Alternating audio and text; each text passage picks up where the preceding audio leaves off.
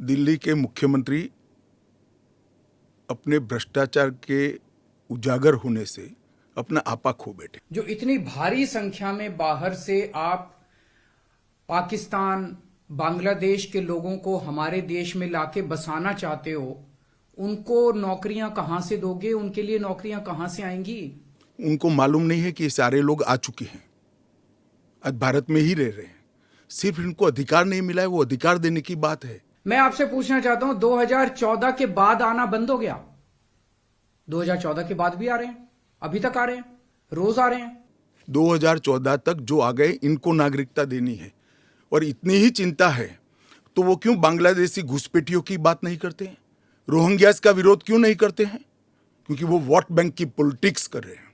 आपने रोहिंग्यों की बात की, ये तो आप ही के टाइम में आए थे। ये तो 2014 के बाद आए हैं सारे रोहिंग्ये। कैसे आए? ये आपकी मिली भगत से आए कि आपकी नाकामी की वजह से आए?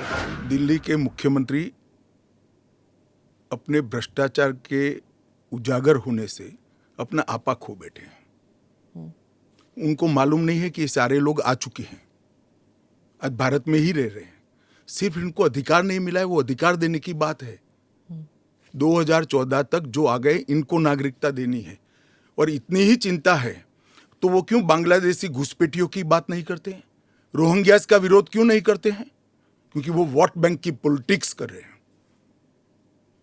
दिल्ली के चुनाव उनके लिए लोहे के चने चबाने जैसे हैं, इसलिए वोट बैंक की पॉलिटिक्स कर रहे हैं। नौकरी का कहां सवाल है? वो ऑलरेडी यहां है। और बांग्लादेशी नौकरी का अधिकार नहीं मार रहे हैं क्या? रोहिंग्यास नहीं मार रहे हैं? इनके लिए तो आप कभी नहीं बोले भाई। सिर्फ जो हिंदू शरणार्थी आए हैं, जो बौद्ध शरणार्थी आए, जो जैन, पारसी और क्रिश्चियन शरणार्थी, इसी का विरोध कर रहे हैं। वो पार्टीशन के बैकग्राउंड को भूल गई हैं। शायद उनको जो निराश्रित आए थे, जो रेफ्यूजीज आए थे, इनके परिवार के साथ एक चाय पीनी चाहिए। अरबों खरबों रुपए की संपत्ति छोड़कर रेफ्यूजी बनकर यहां आए थे, दिल्ली के बाजार में सब्जियों की दुकान लगाई थी। मोदी जी ने विभाजन की विभीषिका का दिन मनाकर उसको हिस्ट्री का हिस्सा बनाया है। इन लोगों के मन में संवेदना नहीं है, वो समझते नहीं है। वहां धर्म के आधार पर इनके परिवार की महिलाओं का गौरव छीना जाए, अपमानित किया जाए, क्या करेंगे वो? इनकी वेदना हम भी नहीं सुनेंगे। 50 में आ गए, 60 में आ गए, 70 में आ गए, 80 में आ गए, आज भी नागरिकता नहीं है। बच्चों को अस्पताल में दाखला नहीं मिलता है, ढंग की नौकरी नहीं मिलती है, छुट भैया नौकरी करते हैं, अपने नाम से प्रॉपर्टी नहीं ले सकते हैं, मतदान नहीं कर सकते हैं। क्यों? क्या गुनाह है उनका? विभाजन का फैसला उन्होंने नहीं किया था, कांग्रेस पार्टी ने किया था। और उस वक्त सब ने कहा था कि जो आएंगे उसको हम नागरिकता देंगे। अब अपने वादे से मुकर जाना, मैं मानता हूं कि हमें तो कम से कम मंजूर नहीं है। इनकी संवेदनाओं को भारतीय जनता पार्टी भी महसूस करती है, इस देश के प्रधानमंत्री भी महसूस करते हैं। और हम मानते हैं कि इनकी ये 75 साल की वेदनाओं का अंत कभी न कभी आना चाहिए, और ये चुनाव के पहले आ जाए वो ठीक है।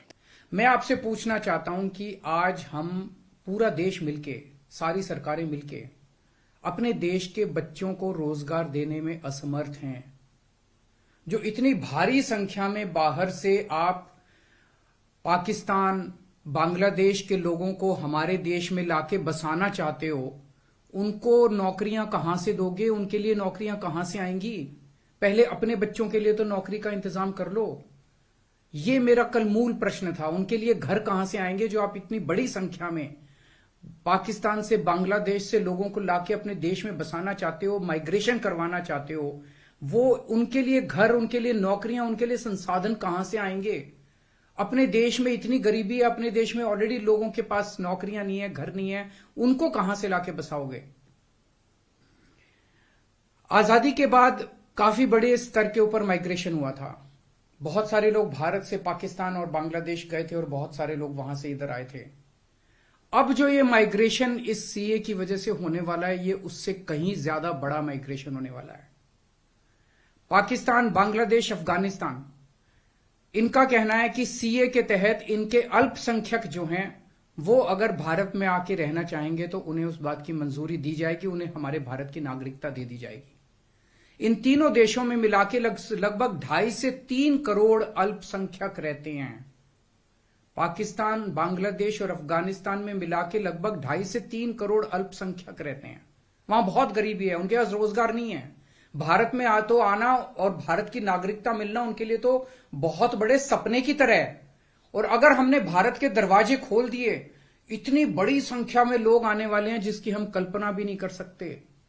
इन 2.5-3 करोड़ लोगों में से अगर 1-1.5 करोड़ लोग भी आ गए तो कहां बसाया जाएगा उनको, क्या करेंगे उनका? ये मेरा प्रश्न था माननीय गृह मंत्री जी, जिसका जवाब आपने नहीं दिया। आपका यह कहना है कि 2014 से पहले के लोगों को, जो आ चुके 2014 से पहले, उनको बसाया जाएगा। मैं आपसे पूछना चाहता हूं, 2014 के बाद आना बंद हो गया? 2014 के बाद भी आ रहे हैं, अभी तक आ रहे हैं, रोज आ रहे हैं। तो अभी तक 2000 जो इलीगल माइग्रेंट आते थे, जो घुसपैठिए हमारे देश के अंदर आते थे, वो डरते थे कि अगर आ गए तो हमें निकाल देंगे, हमें पकड़ लेंगे, हमें जेल में डाल देंगे। उन्हें डर रहता था क्योंकि वो इलीगल थे। अब आप ये कानून लाके उनको लीगल बना रहे हो, अब उनका डर खत्म हो जाएगा। पूरे तीनों देशों के अंदर अब मैसेज ये है कि भारत सरकार अब जो है इन तीनों देशों के घुसपैठियों को लीगल करने जा रही है। तो ये 2014, आज आप 2014 वालों की बात कर रहे हो, कल आप 2019 के पहले वालों की बात करोगे, फिर ये डेट एक्सटेंड करके 2024 कर दोगे, क्योंकि घुसपैठिए तो आ ही रहे हैं। आपने रोहिंग्यों की बात की, ये तो आप ही के टाइम में आए थे, ये तो 2014 के बाद आए हैं सारे रोहिंग्ये। कैसे आए ये? आपकी मिली भगत से आए कि आपकी नाकामी की वजह से आए? पूरे देश में कहां कहां आपने रोहिंग्यों को बसा रखा है? तो जो इतने एक तरह से दरवाजा जो खोल रहे हो, इनको जो लीगल बना रहे हो, ये देश के लिए बहुत खतरनाक है। और इतनी भारी संख्या में इसके बाद घुसपैठिए आने वाले हैं जिसकी हम कल्पना भी नहीं कर सकते। From breaking news, detailed analysis, in-depth interviews and explainers, follow the Times of India. Subscribe to our YouTube channel. Don't forget to like our videos and hit the bell icon to stay updated with the latest.